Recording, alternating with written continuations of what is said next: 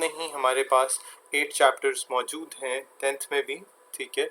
तो हम chapter number 9 से स्टार्ट करते हैं। इसका नाम है केमिकल इक्विलिब्रियम। आगे चलते हैं। हमारे पास इसका इंट्रोडक्शन काफ़ी अच्छा है इस चैप्टर का, ठीक है। तो मैं इंट्रोडक्शन से भी कुछ लाइंस पिक करना चाहूँगा। इसे थोड़ा सा जूम इन कर लेते हैं। Just a second.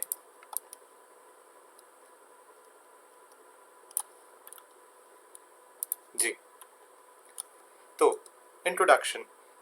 जनरली हम ये प्रिज्यूम कर रहे होते हैं कि हमारे पास जो बात भी ठीक है।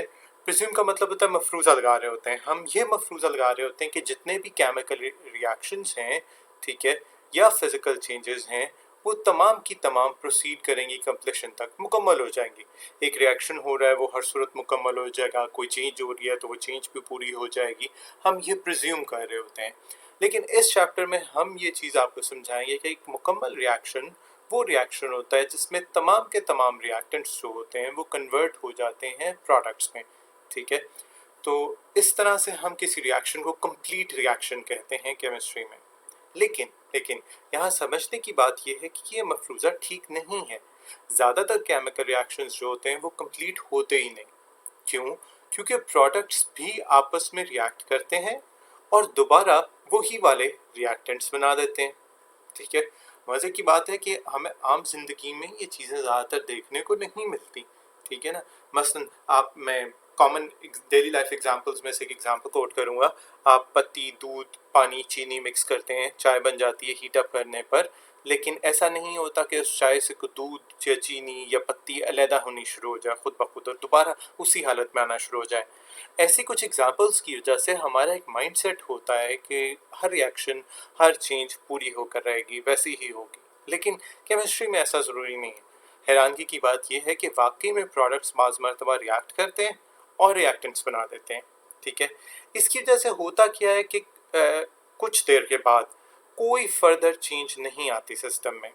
इसका क्या मतलब है? इसका यह मतलब है क्वांटिटीज़ जो होती हैं रिएक्टेंट्स की और क्वांटिटीज़ जो होती हैं प्रोडक्ट की, दोनों की मिकदार जो होती है वो बिल्कुल अनचेंज्ड रहती है। और ऐसा लगता है कि रिएक्शन रुक चुका है, ठीक है ना। जितनी रिएक्टेंट्स प्रोडक्ट्स बनने थे वो बन चुके हैं, बस अब और ज़्यादा नहीं बनेंगे, ठीक है। इनफैक्ट वहाँ पर रिएक्शन रुका नहीं होता, रिएक्शंस डू नॉट स्टॉप, ठीक है। बल्कि क्या होता है कि रिएक्शन फॉरवर्ड भी जा रहा होता है, वो डायरेक्शन से यहाँ ये मुराद है, और रिवर्स भी जा रहा होता है। यानी कुछ ना कुछ रिएक्टेंट्स प्रोडक्ट्स में और कुछ ना कुछ प्रोडक्ट्स रिएक्टेंट्स में कन्वर्ट हो रहे होते हैं, ठीक है। मगर ये काम एक इक्वल रेट पर हो रहा होता है, एक बराबर स्पीड से, और इसको हम इक्विलिब्रियम स्टेट कहते हैं। ये बड़ा अच्छा तरीका था इसे डिफाइन करने का, क्योंकि हम इससे ज़्यादा अच्छी डेफिनेशन आसान इतने बड़े पैराग्राफ के बगैर एक डेफिनेशन भी करेंगे, लेकिन वो आगे चल कर आएगी, ठीक है। अभी ये सिर्फ आपका आइडिया, आपकी थॉट प्रोसेस के लिए बिल्ड हो रहा है सारा कुछ, ठीक है। तो रिएक्शंस को, ऐसे रिएक्शंस को हम रिवर्सिबल रिएक्शंस कहते हैं, यानी वो रिएक्शन जो रिवर्स में भी जा सकते हों, ठीक है। और ऐसे फिजिकल या केमिकल इक्विलिब्रियम्स, फिजिकल इक्विलिब्रियम का मतलब होगा उसमें फिजिकल चेंज हो रहा हो, केमिकल इक्विलिब्रियम का मतलब है उसमें केमिकल रिएक्शन हो रहा हो। वो नेचर में या कुदरत में बड़े आराम से हमारे आसपास हमें मिलते हैं, ठीक। उनके बारे में कुछ मजीद बात करते चलते हैं। हमारे पास हमारी एग्जिस्टेंस जो है वो इक्विलिब्रियम के एक फिनोमिनन की वजह से, ये बड़ी अच्छी एग्जांपल इन्होंने यहाँ पर कोट की हुई है। हमारी जो एग्जिस्टेंस है वो इक्विलिब्रियम के एक फिनोमिनन की वजह से। मसलन वो फिनोमिनन हमारे एटमॉस्फेयर में हो रहा है। क्या हम ऑक्सीजन इनहेल करते हैं, हम कार्बन डाइऑक्साइड एक्सहेल करते हैं, सांस निकालने के साथ निकाल देते हैं। जबकि उलट काम प्लांट्स के साथ होता है। प्लांट्स से करते हैं कि जो सांस निकाल कर हमने कार्बन डाइऑक्साइड निकाली होती है, ठीक है, सांस के साथ, वही कार्बन डाइऑक्साइड लेकर इस्तेमाल करके उसी को कन्वर्ट करते हैं और उससे ऑक्सीजन वो रिलीज कर देते हैं। ये एक नेचुरल प्रोसेस है। ये रिस्पॉन्सिबल है पूरी दुनिया पे लाइफ की एग्जिस्टेंस के लिए। इसी की वजह से ज़िंदगी मुमकिन है ज़मीन पर, ठीक है। और हमारे पास ऐसे बहुत सारे एनवायरमेंटल सिस्टम्स हैं जिनकी एग्जिस्टेंस डिपेंड करती है इस बात पे कि इक्विलिब्रियम चल रहा है फिनोमिनन में ना। आप जो चीज़ जा रही है उसका साइकिल वापस भी आ रहा है, ठीक है। मसलन कॉन्सेंट्रेशन ऑफ गैसेस जो लेक वाटर के अंदर होती हैं उसमें भी यही इक्विलिब्रियम का प्रिंसिपल आता है। और लाइफ्स एक्वाटिक प्लांट्स की, पानी के अंदर जो पौधे होते हैं, और एनिमल्स की यानी मछलियों वगैरह की बात हो रही है, ठीक है, वो भी इनडायरेक्टली उस कॉन्सेंट्रेशन से रिलेटेड है जो ऑक्सीजन की पानी में मौजूद होती है, क्योंकि जिंदा रहने के लिए तो हर चीज़ को ऑक्सीजन चाहिए, ठीक है, चाहे वो मछली है पानी के अंदर, चाहे वो ज़मीन पर कोई जानवर है। तो वही ऑक्सीजन हवा में मौजूद होती है तो ज़मीन पर मौजूद जानवर सांस ले लेता है, और वही ऑक्सीजन जब पानी में हल हो जाती है तो वो मछली को सांस लेने में पानी के अंदर मदद करती है। ठीक, अच्छी एग्जांपल्स हैं, समझ आती है बात, लेकिन अभी भी इक्विलिब्रियम को डिफाइन करने के लिए हमें और केमिकल सपोर्ट की ज़रूरत है, केमिस्ट्री से रिलेटेड बात करने की ज़रूरत है। उस बात को मुकम्मल कर लेते हैं। यही वो प्रोसेस है, देखिए कि हम कार्बन डाइऑक्साइड दे रहे हैं प्लांट्स को, और प्लांट्स नतीजतन हमें वापसी में ऑक्सीजन दे रहे हैं। ना सिर्फ हम रिवर्सिबल रिएक्शन को डिफाइन करेंगे बल्कि डायनामिक इक्विलिब्रियम को भी बताएंगे। ठीक है, कोई भी केमिकल रिएक्शन, हम केमिकल रिएक्शन देख लेते हैं तरतीब से। कोई भी केमिकल रिएक्शन जो होता है उसमें सब्सटेंसेस हमारे पास जो होते हैं वो कंबाइन करते हैं। जो सब्सटेंसेस कंबाइन करते हैं उन्हें हम रिएक्टेंट्स कहते हैं। ठीक है, मसलन इस इक्वेशन को देख लें, हाइड्रोजन गैस रिएक्टेंट है, ऑक्सीजन गैस रिएक्टेंट है। समझते चलें, H2 हाइड्रोजन का फॉर्मूला होता है हाइड्रोजन गैस का। ये जो ब्रैकेट में G लिखा हुआ है ये गैस के लिए है, यानी इसका मतलब ये कि अगर ब्रैकेट में S होगा तो सॉलिड, ब्रैकेट में L लिखा होगा तो लिक्विड, वो L यहाँ पानी के आगे लिखा हुआ है, ठीक है, और अगर G लिखा होगा तो वो गैस। ठीक है, O2 ऑक्सीजन गैस का फॉर्मूला है और G का मतलब फिर वो गैस बताना है। ठीक है, ये रिएक्टेंट्स हैं, ये हमारे पास आपस में रिएक्ट करेंगे, इससे नए सब्सटेंसेस फॉर्म हो जाएंगे, इस नतीजे में हमारे पास पानी फॉर्म होता है, पानी को हम यहाँ पे प्रोडक्ट कहेंगे, तो हम प्रोडक्ट्स कहेंगे। अमूमन होता ये है कि आपके पास जितना कुछ लेफ्ट साइड पर है, ठीक है, वो सारे का सारा रिएक्टेंट्स है, जितना कुछ राइट साइड पर है वो तमाम का तमाम प्रोडक्ट्स हैं। तो हाइड्रोजन और ऑक्सीजन रिएक्टेंट्स हो गए, कंबाइन करके इन्होंने बनाया पानी, पानी जो है हमारे पास इस केस में प्रोडक्ट हो गया। याद रखिए कि ये एरो का साइन है, एरो हम इसलिए इस्तेमाल करते हैं केमिस्ट्री में ताकि रिएक्शन को शो कर सके, और बार मर्तबा एरो के ऊपर हमने कुछ चीज़ें, कुछ हिट्स बताई होती हैं जो उस रिएक्शन की कंडीशंस बता रही होती हैं कि वो रिएक्शन किस हालत में होगा। हीट लिखने का मतलब ये है कि यहाँ पर इस रिएक्शन में हम हीट दे रहे हैं तो ये चीज़ हो रही है। ठीक है, यानी हाइड्रोजन और ऑक्सीजन गर्म हो रही हैं तो वो आपस में मिलकर फिर पानी बना रही हैं। ठीक, कुछ नंबर्स आपको यहाँ पर नजर आ रहे होंगे, ये इक्वेशंस को बराबर करने के लिए, एटम्स को बराबर करने के लिए होते हैं। कुछ जगह पे नंबर होगा, किसी जगह पे हो सकता है कोई नंबर ना लिखा हो। अगर कोई नंबर ना लिखा हो तो आप उसे 1 कंसिडर करते हैं, नंबर्स लिखे हों 2 3 4 तो आपको पता है कि आप उसे मल्टीप्लाई करते हैं उसके नंबर ऑफ एटम से। ये चीज़ हम 9th में भी एक्सप्लेन कर चुके होते हैं। ठीक है, बहरहाल आगे चलते हैं। फिर हमारे पास बताता है कि मोस्ट ऑफ द रिएक्शंस, अब आप नोटिस करें कि ये इटैलिक्स में लिखा हुआ है, इसका मतलब ये किसी डेफिनेशन का हिस्सा है जिसमें प्रोडक्ट्स रिकम्बाइन नहीं करते, दोबारा आपस में नहीं मिलते और रिएक्टेंट्स नहीं बनाते, उनको हम इरिवर्सिबल रिएक्शंस कहते हैं। ये अब पहली डेफिनेशन है इसकी तरतीब से कि उसने इरिवर्सिबल बता दिया, ऐसे रिएक्शन जो रिवर्स नहीं हो सकते। ठीक है, यानी इसमें क्या होगा कि रिएक्टेंट्स, जैसे हमने यहाँ पे एग्जांपल दी थी हमारे पास कि हाइड्रोजन और ऑक्सीजन मिल रहे हैं और उनसे वाटर फॉर्म हो रहा है। ठीक है, तो ये हमारे पास एक इरिवर्सिबल रिएक्शन है। इरिवर्सिबल रिएक्शन होता क्या है? ये रिएक्शन सपोज है कि ये कंप्लीट होगा हर सूरत। ठीक है, इसको रिप्रेजेंट करते हैं हम एक सिंगल सादा एरो से, इस तरह का एरो। ठीक है, इसमें से ये वाला हिस्सा एरो की टेल है और ये वाला हिस्सा एरो का हेड है। ठीक है, याद रखिए एरो की जो टेल होती है वो रिप्रेजेंट करती है रिएक्टेंट्स को, एरो का जो हेड होता है वो रिप्रेजेंट करता है प्रोडक्ट्स को। ठीक है, ये लिखने का अंदाज है, सारी दुनिया के साइंटिस्ट, साइंसदान, स्कॉलर्स, बच्चे, टीचर्स सब इसी अंदाज में लिखते हैं, लिहाजा आप भी, ये एक राइटिंग कन्वेंशन है, आप भी इसे फॉलो करेंगे, आप भी इसे इसी तरतीब से लिखा करेंगे। ठीक, तो हम इस तरह के एक सादे एरो से रिएक्टेंट्स और प्रोडक्ट्स एक केमिकल रिएक्शन में शो कर देते हैं। ठीक, याद रखिएगा कि हम ये फिजिकल चेंज के लिए भी शो कर सकते हैं, लेकिन चूंकि वो यहाँ पर हिस्सा नहीं है इसलिए अभी उसकी मैं डिस्कशन नहीं कर रहा। आगे आते हैं, नेक्स्ट पैराग्राफ में हमारे पास एक और डेफिनेशन है। ऑन द अदर हैंड हमारे पास रिएक्शंस जिसमें प्रोडक्ट्स रिकम्बाइन कर सकते हैं, आपस में दोबारा मिल जाते हैं और फिर रिएक्टेंट्स बना देते हैं, उन्हें हम रिवर्सिबल रिएक्शंस कहते हैं। यानी वो रिएक्शन जो रिवर्स भी हो सकते हैं। और बात भी समझ में आती है कि प्रोडक्ट्स अगर दोबारा मिलकर रिएक्टेंट्स बना देंगे तो रिएक्शन रिवर्सिबल है। इसका मतलब है ये रिएक्शन कभी कंप्लीशन की तरफ नहीं जाएगा, ये रिएक्शन मुकम्मल ही नहीं हो पाता। ठीक है ना। इसको हम रिप्रेजेंट करते हैं एक डबल एरो से। ठीक है, आपके पास एक डबल एरो यूं दिखाया हुआ है, इसने बड़े अच्छे तरीके से डबल एरो शो किया हुआ है। ठीक है, ये आपके सामने एक डबल एरो और इसे रिएक्टेंट्स और प्रोडक्ट्स के दरमियान में ड्रॉ कर दिया जाता है। मैं इसे साइड पे आपको ड्रॉ कर देता हूँ।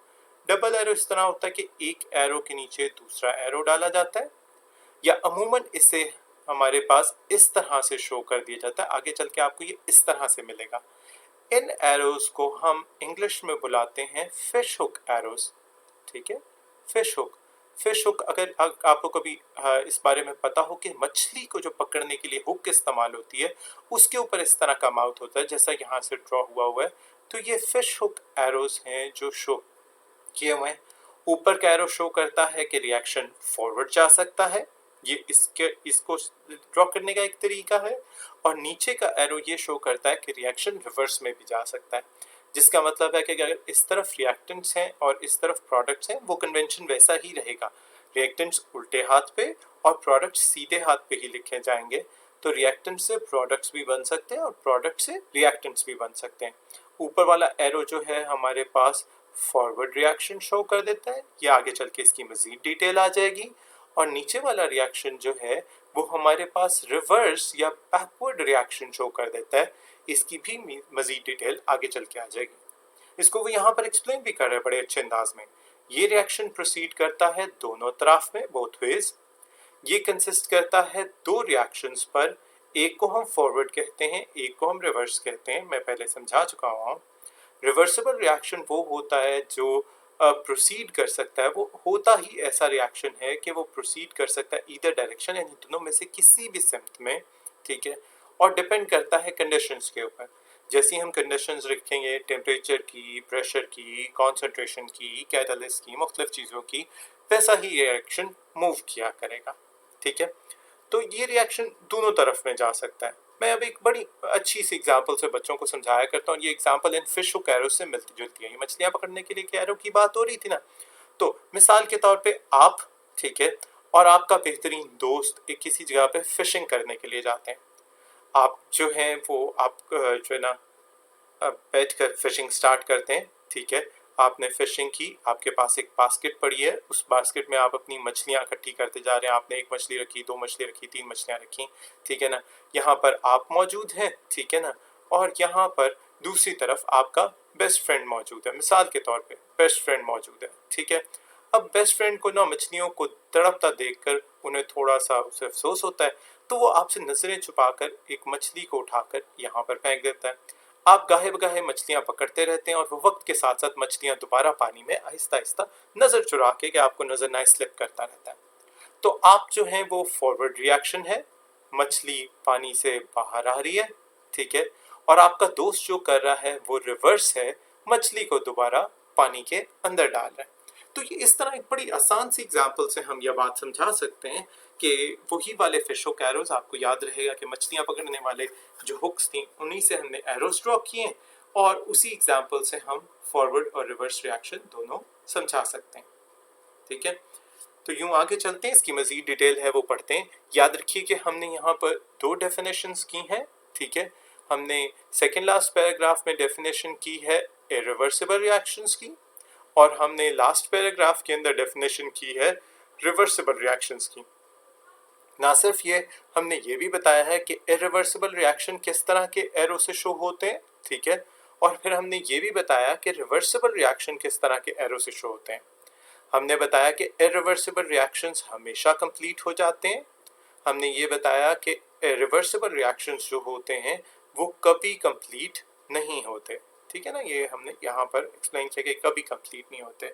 तो हम कुछ प्रॉपर्टीज रिवर्सिबल इरिवर्सिबल रिएक्शंस की बताते हैं।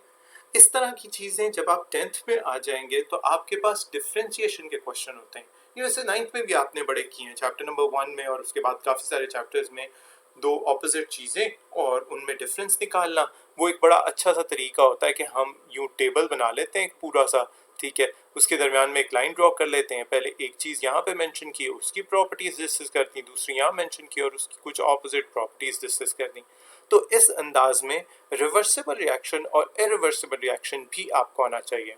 डेफिनेशन लिखें, बताएं वो कंप्लीट होते हैं या नहीं होते, बताएं उसमें किस तरह का एरो रिक्वायर्ड होता है, बताएं कि वो एक या एक से ज़्यादा डायरेक्शंस में जा सकते हैं, और फिर आप एग्जांपल्स भी दे सकते हैं। एग्जाम्पल के मामले में मैं बताता चलूँ कि इरिवर्सिबल रिएक्शन की एग्जाम्पल हमने यहाँ पर दी है, जबकि अभी रिवर्सिबल रिएक्शन की एग्जाम्पल देना बाकी है। अगले पेज पर चलते हैं, वो एग्जाम्पल भी देख लेते हैं।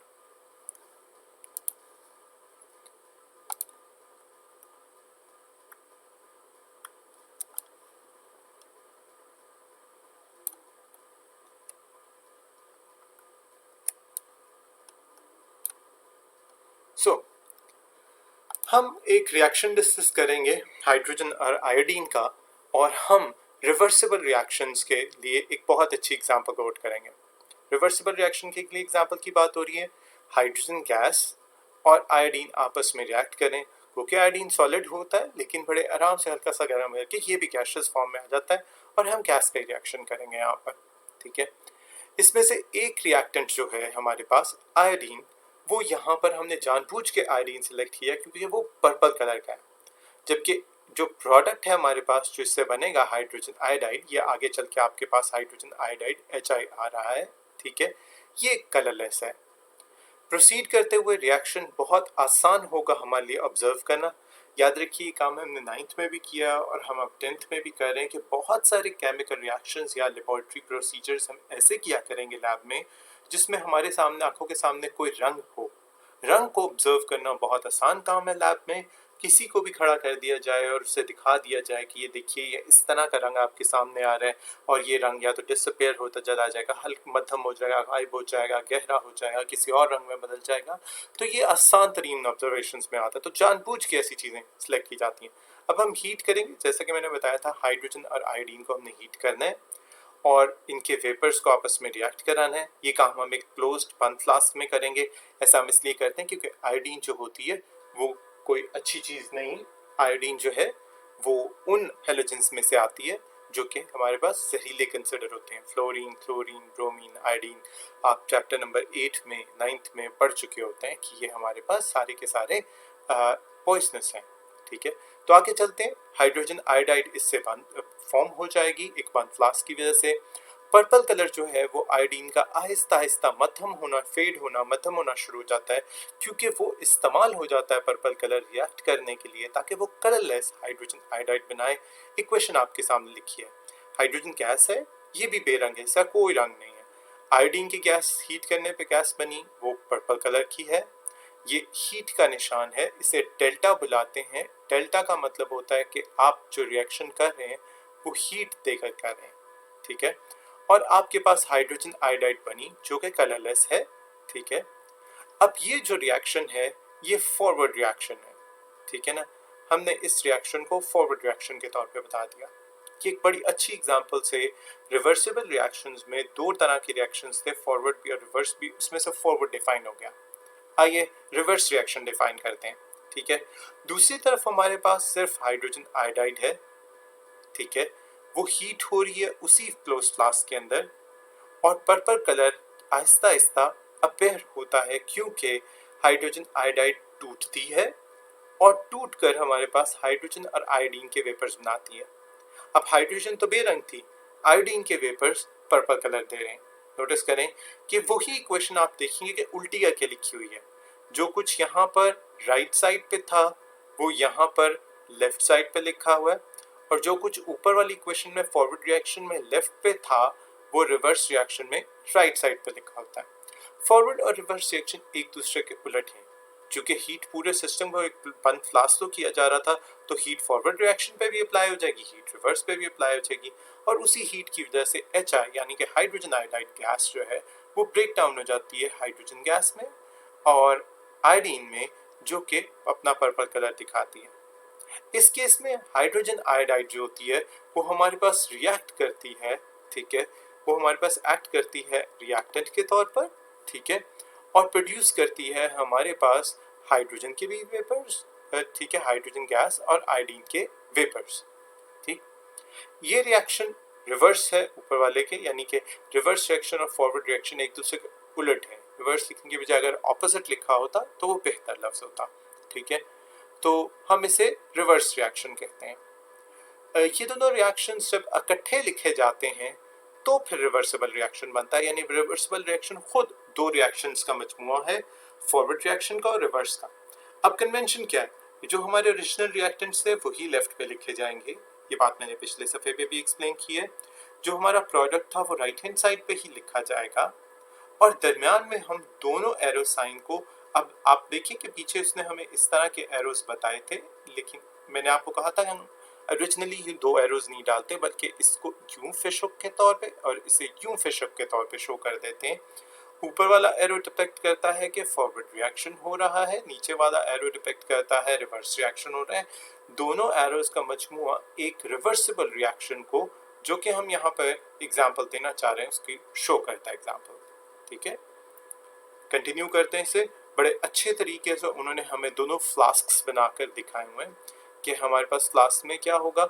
एक तरफ फ्लास्क है जिसमें हमारे पास बेरंग हाइड्रोजन गैस और आयोडीन मौजूद है जो कि पर्पल कलर में है, ठीक है, और बेरंग हाइड्रोजन आयोडाइड हमारे पास कलरलेस हाइड्रोजन आयोडाइड गैस बन रही है।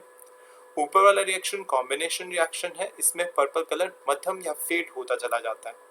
नीचे वाला रिएक्शन डीकॉम्पोजिशन यानी टूटने का रिएक्शन है, इसमें एक गैस टूटकर दो में तब्दील हो जाती है और इसमें पर्पल कलर दोबारा नजर आना शुरू हो जाता है, ठीक है। अब आपको कैसे पता चलेगा कि दोनों रिएक्शंस में से कौन सा रिएक्शन ज्यादा हुआ? तो बहुत आसान सी बात है, अगर पर्पल रंग ज्यादा नुमाया है तो डीकॉम्पोजिशन ज्यादा हुई है, ठीक है ना, यानी रिवर्स रिएक्शन ज्यादा हुआ है। और अगर पर्पल रंग कम नुमाया है तो इसका मतलब है इसके अंदर हाइड्रोजन आयोडाइड की मिकदार ज्यादा है, कॉम्बिनेशन रिएक्शन जो है वो ज्यादा आकर हुआ है, ठीक है, वो ज्यादा हो गया, सही। तो आपको रंगों से बहुत अच्छी तरह से ये अंदाजा हो जाता है कि आपका रिएक्शन किस तरफ है, ठीक है ना। मैं दोबारा वही एग्जांपल दूंगा। हम दूध के अंदर पत्ती डालकर चाय बनाते हैं, तो जैसे जैसे दूध की सफेदी कम होती जाती है, हमें अंदाजा होता जाता है कि दूध अब आहिस्ता आहिस्ता चाय में बदलता जा रहा है, रंग तब्दील होता जाता है। अगर दूध की सफेदी ज्यादा हो तो हमें अंदाजा होता है कि हमें अभी कुछ मजीद वक्त लगेगा चाय बनाने के लिए। और अगर चाय का रंग अच्छा पेयर हो जाए और दूध की सफेदी खत्म हो जाए तो हम जान चुके होते हैं कि चाय या तो तकरीबन बन चुकी है या बिल्कुल बनने वाली है, अब इसमें ज्यादा वक्त दरकार नहीं। तो वही काम, वही रंग हमें केमिस्ट्री की लैब में इस तरह के रिएक्शंस में भी नजर आते हैं और हमें अंदाजा हो जाता है कि हमें हमारा रिएक्शन किस तरफ है। पर्पल कलर ज्यादा, तो इसका मतलब है कि हम अभी तक रिएक्टेंट साइड की तरफ मौजूद है, रिएक्शन बहुत थोड़ा हुआ है, या हुआ भी है तो रिवर्स हो गया, ठीक है। और अगर कलरलेस हिस्सा ज्यादा है तो इसका मतलब है प्रोडक्ट साइड ज्यादा है, हमारे ज्यादातर रिएक्टेंट्स रिएक्ट करके प्रोडक्ट में कन्वर्ट हो चुके हैं। इसी बात को थोड़ा सा मजीद आगे देखते हैं अगले पेज पर। हमारे पास एक और एग्जांपल है अगले पेज पर, उसको डिफाइन कर लेते हैं।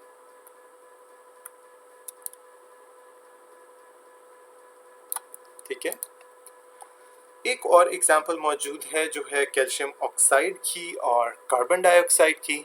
ये आपस में रिएक्ट करते हैं तो ये प्रोड्यूस करते हैं, ये है जी कैल्शियम ऑक्साइड, ये एक सॉलिड है, ये कार्बन डाइऑक्साइड है, ये गैस है। ये आपस में रिएक्ट करेंगे और ये कैल्शियम कार्बोनेट सॉलिड प्रोड्यूस करेंगे। नोटिस करें कि एरो से हमें पता चल रहा है कि ये एक इरिवर्सिबल रिएक्शन है। लेकिन चलिए आगे चलते हैं, हम एक और बात अभी समझाने चाह रहे हैं आपको, जो बात अभी तक नहीं की, तो वो एक बड़ी अच्छी एग्जांपल से यहाँ पर क्लियर हो जाएगी। अब नोटिस करें कि दूसरी तरफ अगर हम इसी रिएक्शन को उल्टा कर लिखते हैं, ठीक है, और बताते हैं कि जो कैल्शियम कार्बोनेट से हीट करने से ओपन फ्लास्क में दोबारा डिकम्पोज होता है, यानी टूट कर हमारे पास बन जाता है कैल्शियम ऑक्साइड, वही वाला सॉलिड, और उसके अलावा कार्बन डाइऑक्साइड, वही वाली गैस। कार्बन डाइऑक्साइड सिस्टम से बाहर निकल जाती है गैस होने की वजह से, ये देखें उसे बाहर निकलता उन्होंने दिखाया भी हुआ है। और रिएक्शन जो होता है हमारे पास, वंस अगेन ये रिएक्शन भी जो ऊपर वाले रिएक्शन के उलट है, ये कंप्लीट हो जाता है। ऊपर वाला रिएक्शन सिंथेसिस या फॉर्मेशन रिएक्शन था, यानी कि दो चीज़ों को मिला के एक बन रही थी। ये वाला रिएक्शन डीकॉम्पोजिशन रिएक्शन है। डीकॉम्पोजिशन का मतलब होता है कि एक ही चीज़ को हम तोड़ के उससे मुख्तलिफ 2 3 4 चीज़ें जितनी भी बना रहे हैं वो बना रहे हैं। ठीक, तो हमारे पास जैसे ही हमने फ्लास्क में CaCO3 कैल्शियम कार्बोनेट डाला, उसे हीट किया, हमारे पास इससे कैल्शियम ऑक्साइड बना और कुछ कार्बन डाइऑक्साइड गैस निकल गई। लेकिन लेकिन इसी इरिवर्सिबल रिएक्शन को, जो कि बड़े आसानी से कंप्लीट हो जाता है, कार्बन डाइऑक्साइड निकलती रहती है, कैल्शियम ऑक्साइड बनता रहता है, हत्ता कि सारा कैल्शियम कार्बोनेट डिकम्पोज होकर कैल्शियम ऑक्साइड और कार्बन डाइऑक्साइड में कन्वर्ट हो जाता है, रिएक्शन मुकम्मल हो जाता है। आप नोटिस करें कि उसने इस डायग्राम में दिखाया कि इसी को हमने इरिवर्सिबल रिएक्शन में कंप्लीट कर लिया, एक इक्विलिब्रियम इस्टेब्लिश कर दिया। हमने यह किया कि इस फ्लास्क को ऊपर से कर दिया बंद, एयरटाइट। कैल्शियम कार्बोनेट को हीट किया, उससे कैल्शियम ऑक्साइड बना, CO2 कार्बन डाइऑक्साइड बनी, लेकिन कार्बन डाइऑक्साइड अब बाहर नहीं निकल सकती फ्लास्क से। ठीक है, उससे हुआ क्या? उससे यही रिएक्शन रिवर्स होना शुरू हो गया।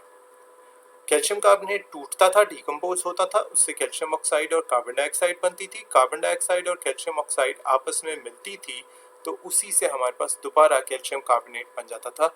रिवर्सिबल रिएक्शन बन गया। यही बात उसने नीचे भी लिखी हुई है, इस पोर्शन को भी स्टडी कर लेते हैं। ठीक, इन दो रिएक्शंस में डीकॉम्पोजिशन रिवर्स है, ठीक है, कॉम्बिनेशन या फॉर्मेशन रिएक्शन के, या वाइस वर्सा, एक दूसरे के ऑपोजिट है। ठीक है, तो आपके पास जब कैल्शियम कार्बोनेट हीट होता है एक क्लोज फ्लास्क में, इस तरह से कि कार्बन डाइऑक्साइड नहीं निकल सकता बाहर, जैसा कि ऊपर डायग्राम में भी दिखाया हुआ है, तो इनिशियली तो हमारे पास सिर्फ और सिर्फ डीकॉम्पोजिशन होती है फॉरवर्ड रिएक्शन के तौर पे, लेकिन कुछ देर के बाद कार्बन डाइऑक्साइड दोबारा कंबाइन करना या रिएक्ट करना शुरू कर देती है कैल्शियम ऑक्साइड के साथ, और हमारे पास फिर कैल्शियम कार्बोनेट बनना शुरू हो जाता है रिवर्स रिएक्शन के तौर पे। शुरू में फॉरवर्ड रिएक्शन बड़ा फास्ट होता है, रिवर्स रिएक्शन ना होने के बराबर है या बहुत ही स्लो है। ठीक है, लेकिन इवेंचुअली वक्त के साथ साथ रिवर्स रिएक्शन भी तेज होता चला जाता है, और दोनों रिएक्शन एक जैसे रेट, यानी एक जैसी, मैं रेट के लिए अमूमन बच्चों के लिए लफ्ज़ इस्तेमाल करता हूँ कि एक जैसी स्पीड पर दोनों रिएक्शंस होते हैं। ठीक है, तो उसकी वजह से उसके नतीजे में होता क्या है हमारे पास कि अमाउंट कैल्शियम कार्बोनेट की, कैल्शियम ऑक्साइड की, कार्बन डाइऑक्साइड की तब्दील नहीं होती, क्योंकि जितना कैल्शियम कार्बोनेट टूट कर ये दोनों प्रोडक्ट्स बनाता है, ठीक है, उतने ही ये दोनों प्रोडक्ट्स मिलकर कैल्शियम कार्बोनेट बना देते हैं, तो इनकी मिकदार एक जितनी ही रहती है। मसलन फिर दोबारा मैं वही एग्जांपल ले आता हूँ, और आप और आपका बेस्ट फ्रेंड, जो कि काफ़ी शरीर साबित हुआ है इस मरतबा, ठीक है, आपने 4 मछलियाँ पकड़ी, उसने एक वापस डाल दी, आपने एक और पकड़ी, उसने फिर एक वापस डाल दी, तो इस तरह आपकी बास्केट में हमेशा 3 ही मछलियाँ रह जाएंगी। अपनी तरफ से तो आप 10 मछलियाँ पकड़ लेंगे, लेकिन वो 3 के ऊपर जितनी 7 मछलियाँ थीं वो सारी दोबारा पानी में डालता रहेगा, तो आपके पास होगा क्या कि आपके पास हमेशा 3 मछलियाँ ही बास्केट में रह जाएंगी। ठीक है, तो आपका शरीर दोस्त जो है उसने एक इरिवर्सिबल रिएक्शन को रिवर्सिबल रिएक्शन में कंप्लीट कर दिया। उम्मीद है ये एग्जांपल आपको इसे समझने में बहुत अच्छे से मदद देगी। ठीक है, तो हम यहाँ पर डिफाइन कर देते हैं और बस डेफिनेशन तक ही रहते हैं। ये बहुत ज़्यादा कोर्स हो जाएगा, एक मटेरियल हो जाएगा एक दिन के हिसाब से, तो बस इक्विलिब्रियम को डिफाइन करते हैं और आज इसे यहीं पर ख़त्म कर देते हैं, फिर हम इसे नेक्स्ट लेक्चर में बाकी करेंगे। जब हम ये सोचते हैं टर्म इक्विलिब्रियम, तो जो पहला लफ्ज़ हमारे जहन में आता है, ठीक है, वो बैलेंस का आता है। ठीक है, मतवाजिन है, एक तनासुब है चीज़ों में, ठीक है, एक मियाना रवि है, तो ये बैलेंस हमारे पास बहुत सारे तरीक़ों से आ सकता है। डिफाइन करते हैं। अब हम इक्विलिब्रियम की बड़ी अच्छी डेफिनेशन दे रहे हैं, और बड़ी छोटी सी, पहले तुमने बड़े बड़े पैराग्राफ से बात समझाने की कोशिश की। जब रेट स्पीड फॉरवर्ड रिएक्शन की बराबर हो जाती है रेट या स्पीड के रिवर्स रिएक्शन के, तो कॉम्पोजिशन जो है रिएक्शन मिक्सचर की वो हमेशा कांस्टेंट रहती है। इसे केमिकल इक्विलिब्रियम स्टेट कहते हैं। बहुत आसान है। ठीक है, आप एक मछली पकड़े, आपका दोस्त दोबारा एक ही मछली स्लिप कर रहा है, तो वो केमिकल इक्विलिब्रियम स्टेट है, क्योंकि आप दोनों की तरतीब एक बराबर है, और इस तरह बास्केट में हमेशा 3 ही मछलियां रह जाएंगी। 3 मछलियां पकड़ने के बाद उसे तरस आना शुरू होगा, आपने चौथी पकड़ी, उसने एक निकाल दी, आपने फिर एक और पकड़ी, उसने एक निकाल दी, तो बास्केट में हमेशा 3 ही मछलियां रहेंगी। हाँ, अगर आपके मछलियाँ पकड़ने की स्पीड और उसके मछलियाँ दोबारा वापस पानी में डालने की स्पीड आपस में तब्दील हो जाए, मसलन आप 2-2 करके मछलियाँ पकड़ते हैं, वो एक डालता है, तो बास्केट में मछलियों की तादाद बढ़ जाएगी। और अगर उस शरीर इंसान की स्पीड आपसे तेज हो गई, ठीक है, आप मछली आराम से वक्त लगा के पकड़ रहे हैं और वो तेजी से आपसे नजर चुरा के मछलियाँ वापस लाता जा रहा है, तो हो सकता है वो 3 भी ना बचे, बास्केट खाली हो जाए। ठीक है, तो बहर वो अलहदा बातें हैं, हम वो बाद में डिस्कस करेंगे। अभी हम इक्विलिब्रियम या बैलेंस की बात कर रहे हैं। ठीक है, ये तभी होगा जब रेट या स्पीड फॉरवर्ड रिएक्शन की बराबर होगी रेट या स्पीड रिवर्स रिएक्शन के, और कॉम्पोजिशन मिक्सचर की हमेशा कांस्टेंट रहेगी, मछलियाँ हमेशा 3 ही रहेंगी। ये केमिकल इक्विलिब्रियम स्टेट है। उम्मीद है इस एग्जाम्पल से आपको अच्छी तरह समझ आए। कुछ पॉसिबिलिटीज़ केमिकल इक्विलिब्रियम की आगे दी हुई हैं, लेकिन इंशाल्लाह वो हम अगले मर्तबा के लेक्चर में करेंगे। बहुत बहुत शुक्रिया। अल्लाह हाफ़िज़।